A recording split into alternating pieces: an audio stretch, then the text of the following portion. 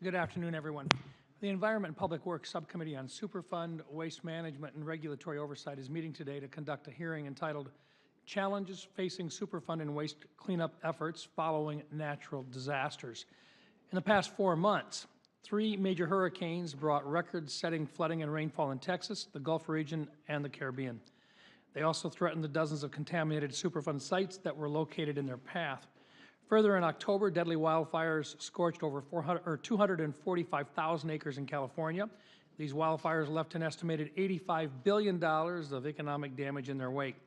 This hearing is especially appropriate today as California again finds itself facing wildfires in Southern California. These ongoing fires have forced tens of thousands of people to evacuate their homes. Natural disasters such as these not only cause loss of life, but also billions of dollars in damage to the economy, infrastructure, and homes. They also have the potential to expose communities and the environment to hazardous chemicals stemming from contaminated Superfund sites that could be damaged by the storm. The Comprehensive Environmental Response, Compensation, and Liability Act of 1980, also known as CERCLA, was created to manage hazardous substances and to respond to environmental emergencies, spills, and natural disasters. As the lead agency, the EPA coordinates cleanups, hazardous waste management, and emergency responses with various other federal agencies such as FEMA, the U.S. Army Corps of Engineers, as well as state and local officials. Throughout Hurricane Harvey, the EPA worked with the Texas Commission on Environmental Quality to secure dozens of Superfund sites in the Houston area and monitor for potential leaks from the sites. Following the hurricane, the EPA used aerial imaging to conduct assessments of these sites, but state and federal officials face significant challenges in assessing these sites for testing. Of the 13 sites the EPA identified as being possibly damaged, only 2 were immediately accessible for sampling. The remaining 11 were inaccessible due to floodwaters, requiring officials to wait until the waters receded before the sites could be evaluated. Shortly after Hurricane Harvey, Hurricane Irma threatened 22 current or former National Priority List sites within Florida's southernmost 100 miles. In anticipation of the hurricane, technical staff in the EPA Region 4 office reviewed sites to secure any potential vulnerabilities, and many of these sites remained secure after Irma made landfall.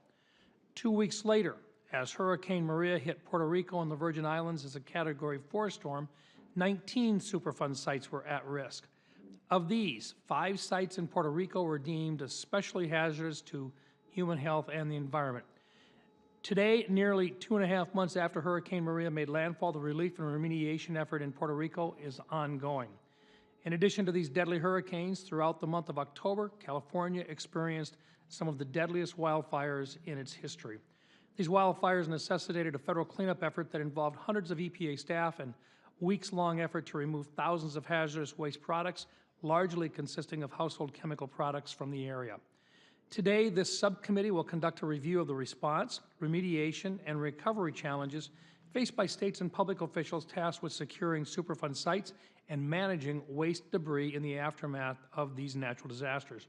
Our goal today is to conduct oversight of the agency coordination among federal, state, and local officials following these destructive events.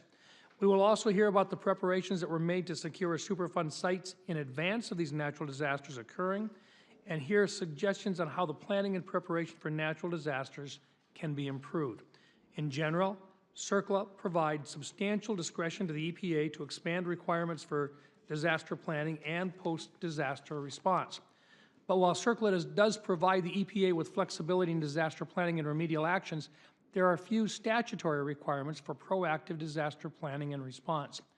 I am hopeful that today's hearing will provide suggestions for improvement to disaster planning and post-disaster response so we can make certain that in the event of a natural disaster, these sites remain secure and pose no threat to the surrounding communities and environment. I'd like to thank our witnesses for being here today, and I look forward to hearing your testimony. Now, I would like to recognize Senator Harris for her opening statement.